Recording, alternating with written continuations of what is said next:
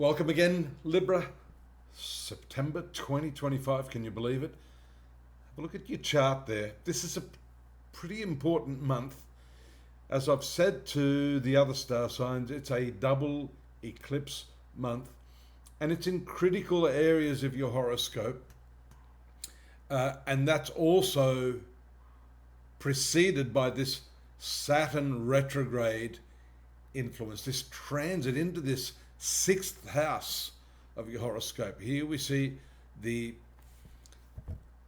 North Node, the karma proper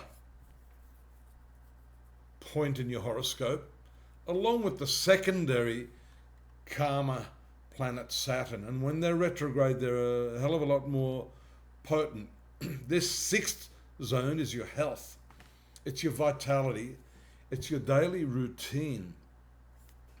Here you see on the 8th, I believe, the full moon eclipse taking place here, right between these two karma points in your horoscope. Meaning, you really have to look after yourself.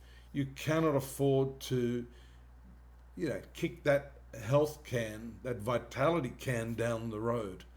This is a wake-up call. This sixth house is work practices, it's work colleagues, it's also the routine that you keep. For example, air hostesses, call center workers working these really late night shifts. You need to balance that. I don't know what to say to you on that. It is not healthy for your body to be working around the clock. So these are the sorts of things, not just what you eat, not just, staying up late, but when you're working a full night, then that's impacting the circadian rhythms, your body clock.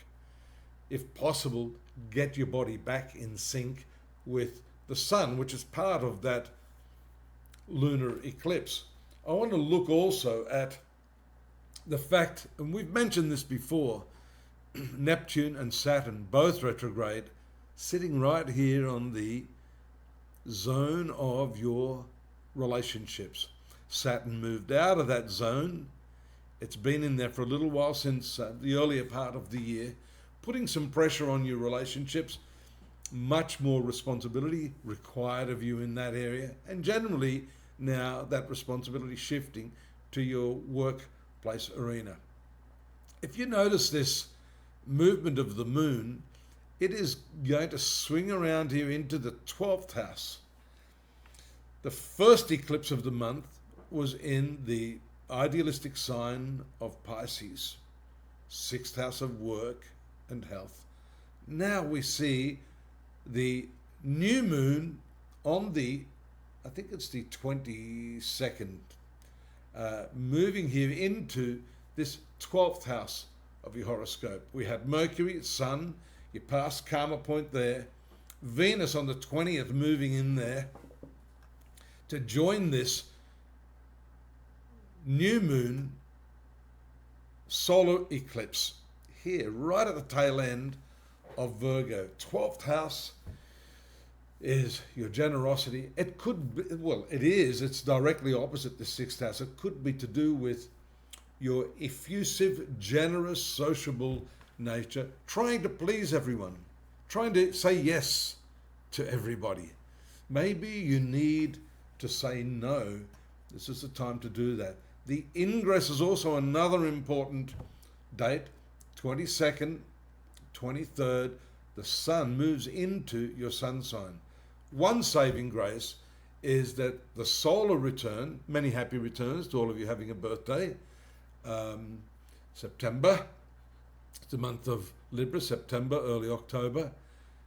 This can counteract this problematic health aspect that we mentioned earlier.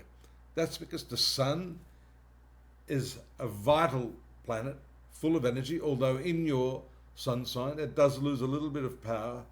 Air sign is not the best place for the sun. In fact, it is debilitated. Mercury and the Sun together here make you very outgoing, communicative. Mars in the second house, this can be also part of the reason you notice the square aspect between Mars and Pluto, that's passing.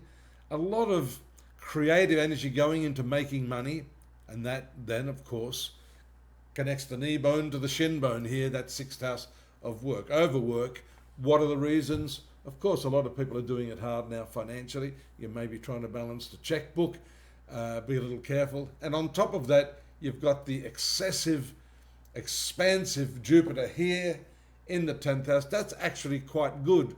But the key for you this month, I think, Libra, is to understand you don't need to overdo everything. You need balance, which is your signature glyph, right?